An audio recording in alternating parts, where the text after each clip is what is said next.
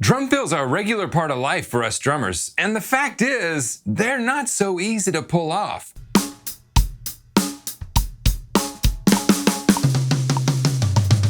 Loser. Many times we make mistakes, especially when we're first starting out, and the key is dissecting those mistakes and figuring out what the heck went wrong and how can we get the train back on the rails. So in this video, I'm going to be putting a name to the 11 most common gremlins that show up in our drum fills, and I'm also going to show you what they sound like.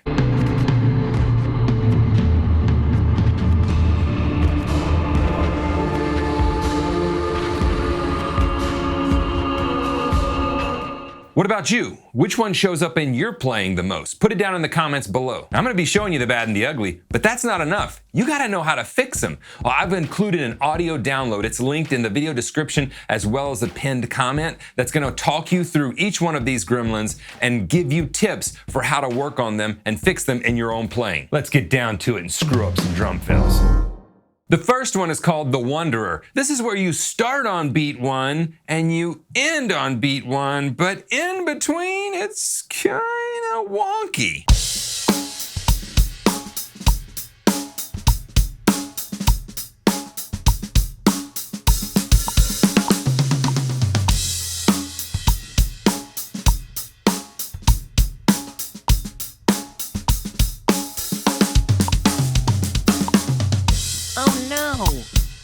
There's actually a song called The Wanderer, and it talks about I roam around, and that's what we do in the drum fill. It bounces around, and we never really land until we land on one of the next measure. The second one is the Party Crasher.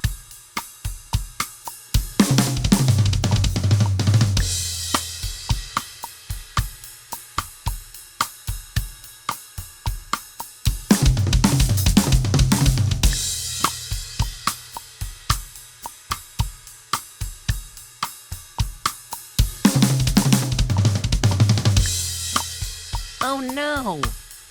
We all know that guy. He's inappropriate. He says things that shouldn't be said. It's a little bit embarrassing. Maybe you shouldn't have invited him, or maybe you didn't invite him and he just showed up anyway. That's what this drum fill is about. It's all about playing inappropriate drum fills at inappropriate times. Try one of these scones, you're gonna love them. Number 3 is the Thief. He's here to steal your beat.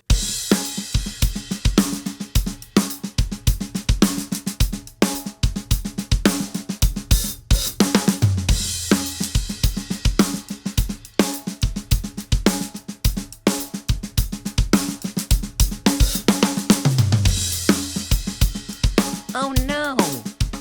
And I mean literally steal your beat. This is where you go into a drum fill and you actually drop a beat, or you drop half a beat, and you come back in on the 4 or the and of 4 instead of the 1 of the next measure. The fourth one is the Overachiever. Come on, we all hate the Overachiever, always sucking up to the teacher. You don't need extra credit for this one. If you're playing a drum fill in 4/4, just give it 4 beats.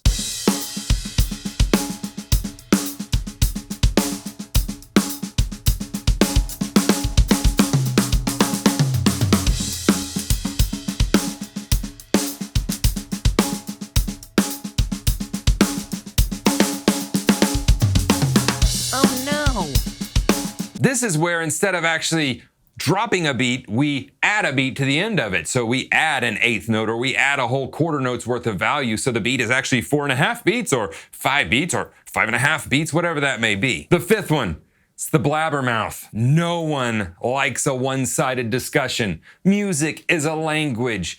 Don't play so many drum fills.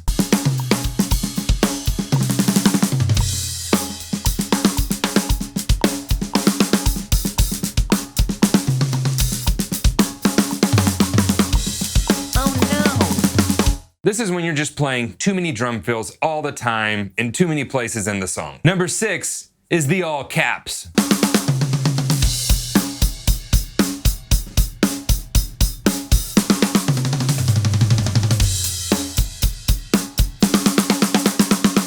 Oh no!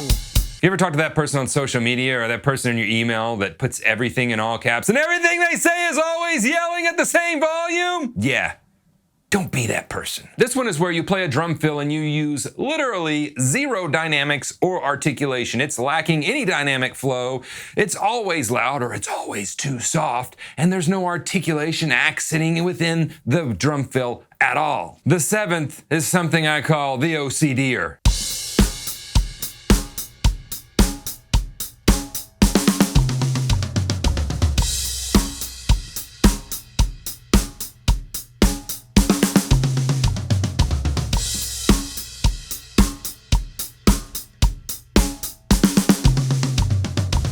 Oh no!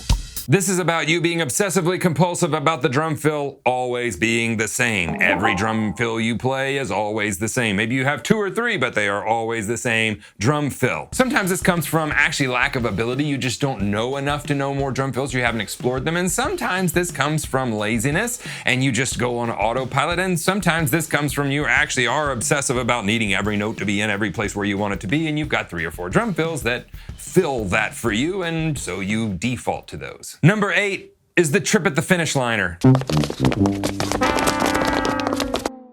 I know that's a long name, but this is the drum fill where you go into it successfully, you play the drum fill right, but when you come out of it, it takes you 2 or 3 beats before the drum beat comes back in steady.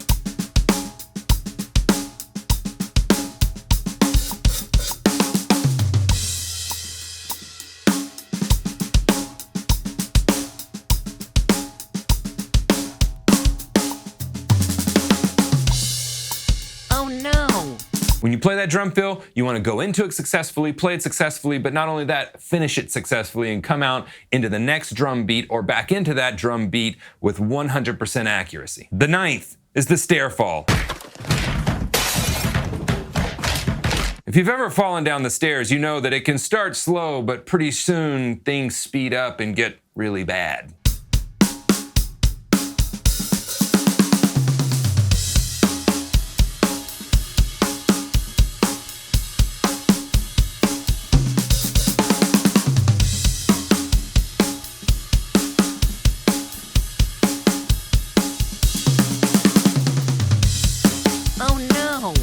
This is when we actually play a drum fill and speed up within the drum fill so that the entire piece of music becomes 3, 4, 10 BPMs faster than you were at the beginning of the drum fill. The 10th is the mountain climber.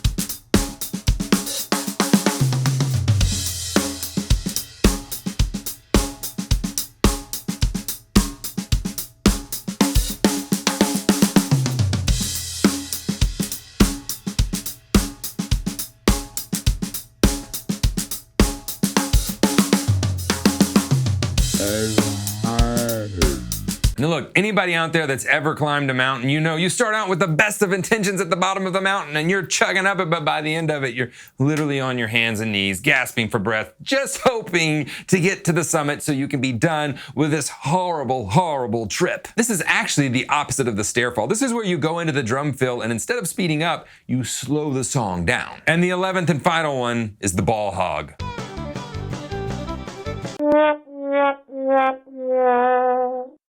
Now, what do I mean by that? The Ball Hog is where you always and forever only use your hands whenever you're playing drum fills. I see this a lot in students that come in that are rudimental snare players where they're using their hands a lot and when they're marching and they're not using their feet a lot. And so their drum fills become all hands all over the place.